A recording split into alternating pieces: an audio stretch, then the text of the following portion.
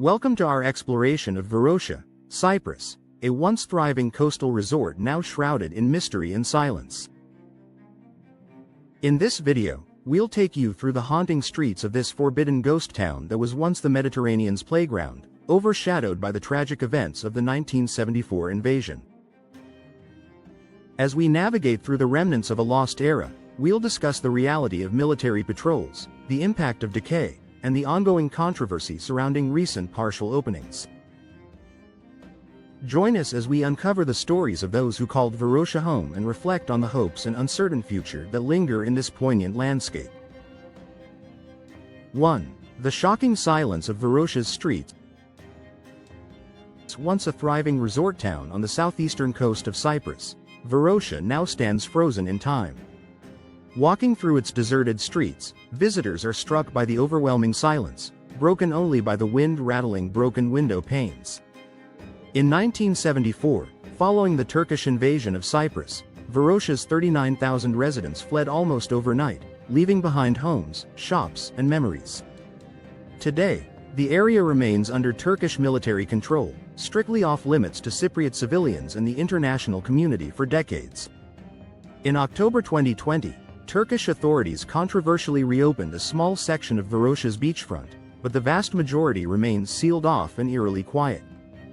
The decaying hotels and abandoned cars still parked on the streets serve as haunting reminders of the sudden exodus. The emptiness is palpable, making every step through Varosha feel like trespassing in a place where time simply stopped. 2. Once the Mediterranean's playground. In the early 1970s, Varosha was the crown jewel of Cypriot tourism. The town boasted 45 hotels, over 60 apartment blocks, and nearly 400 restaurants and shops, facts well documented in tourism records from that era. International celebrities such as Elizabeth Taylor and Brigitte Bardot were frequent visitors, drawn by its golden sandy beaches and luxury resorts. In 1973 alone, Varosha attracted more than half of all tourists visiting Cyprus, with an estimated 700,000 overnight stays that year. The local economy flourished, and property values soared, making Varosha one of the wealthiest regions in Cyprus. The rapid development brought modern architecture and cosmopolitan flair, setting the town apart from other Mediterranean destinations. This golden era was brutally cut short by the events of 1974, leaving behind a ghostly shell of former glamour. 3. The 1974 invasion and sudden exodus. On July 20, 1974, Turkish forces landed on Cyprus in response to a coup d'état by Greek Cypriot nationalists aiming for union with Greece. Varosha, lying just south of Famagusta, was evacuated within 48 hours as artillery shells thundered overhead. Eyewitness accounts from UN archives confirm that the entire population fled with little more than what they could carry. The United Nations later estimated that 39,000 residents were displaced from Varosha alone, joining over 160,000 Greek Cypriots forced from their homes across the island. Buildings were abandoned mid-use, with half-eaten meals reportedly left on tables and laundry still hanging to dry. The entire town was fenced off by the Turkish military, and looting was strictly forbidden under orders to preserve the status quo until a political solution could be found. Nearly 5 decades later, most displaced Varoshians have never set foot in their hometown again. 4. Barbed wire and military patrols. A town under lockdown. Since 1974, Varosha has been sealed off from the world by barbed wire, warning signs, and Turkish military patrols. The United Nations Security Council's Resolution 550, passed in 1984, explicitly called for Varosha to remain under the control of the UN and for its original inhabitants to return. Instead, access has remained strictly limited, with only Turkish military personnel and UN peacekeepers occasionally entering for security and inspection purposes. Satellite images from 2023 show the perimeter still tightly controlled, with new surveillance cameras and guard posts recently installed. Unauthorized entry is punishable by fines and imprisonment under Turkish Cypriot law.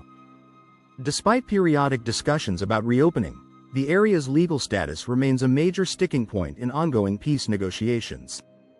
Local reports confirm that, as of 2024, less than 5% of Varosha's territory is accessible to the public, mostly along the beachfront. 5. Decay and nature's reclamation. 40 years of abandonment have left Varosha's infrastructure crumbling. The once grand hotels, like the Argo and King George, are now skeletons of concrete, their interiors gutted by time and neglect. Nature has crept in, with fig trees sprouting through cracked asphalt and wildflowers carpeting former tennis courts. According to a 2022 environmental assessment conducted by Cypriot researchers, over 200 plant species have been identified thriving within the abandoned urban environment. Birds nest in the empty window frames, and feral cats roam the deserted streets. In 2021, storm surges caused significant erosion of the beachfront, damaging seawalls and flooding lower floors of several buildings. The slow but unstoppable advance of nature gives Varosha an eerie beauty, a stark reminder of what happens when human activity suddenly ceases. 6. Recent partial reopening and controversy.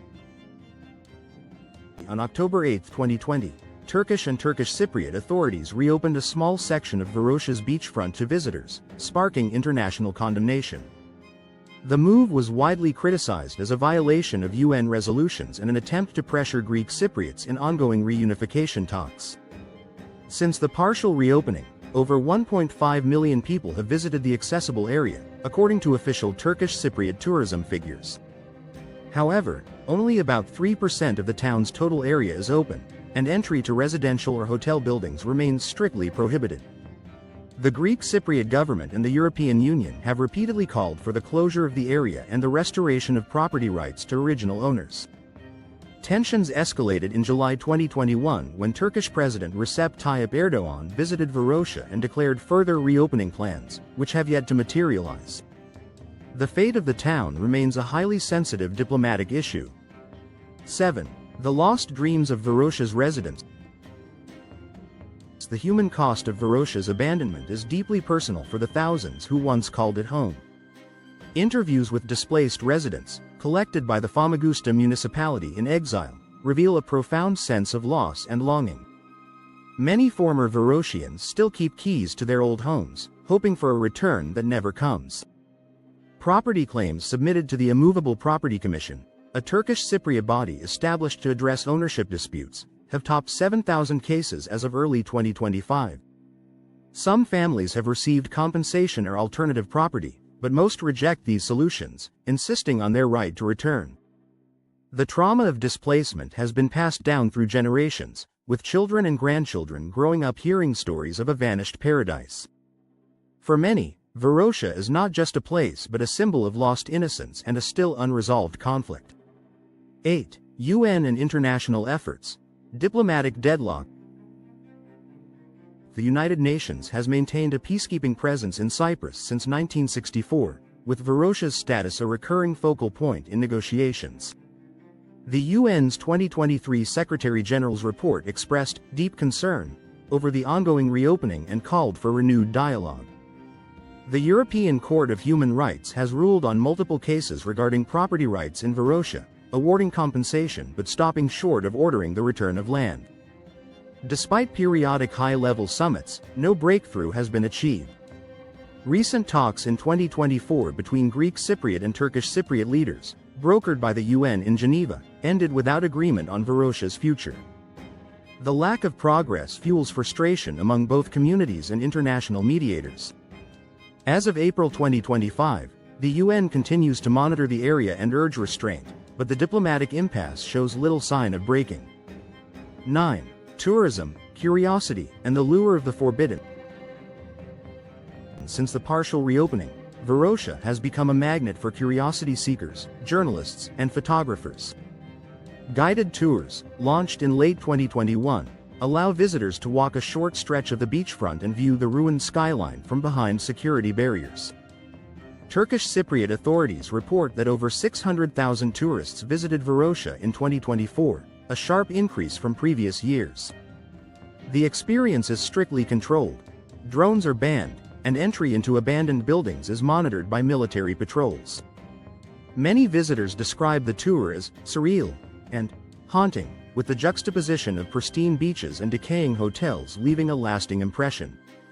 Local businesses in the nearby city of Famagusta have benefited from the influx, offering Varosha-themed souvenirs and guided excursions. The allure of the forbidden continues to draw people from around the world, even as the future of the town remains disputed. 10. What the future holds. Uncertainty and hope. As of spring 2025, Varosha remains one of the most contentious and visible symbols of the Cyprus conflict. Recent public opinion polls indicate that 78% of Greek Cypriots support the unconditional return of Varosha to its original residence, while a majority of Turkish Cypriots favor a negotiated settlement that includes shared administration. New proposals have surfaced, including transforming Varosha into a UNESCO World Heritage Site or a joint eco-tourism zone, but none have gained official traction. The area's real estate is estimated to be worth over €5 billion, adding economic complexity to the political dispute. With Cyprus peace talks still deadlocked, Varosha's fate is uncertain, suspended between the ghosts of the past and hopes for reconciliation. The town's silent streets and crumbling buildings stand as a stark reminder of unresolved history, watched closely by the world.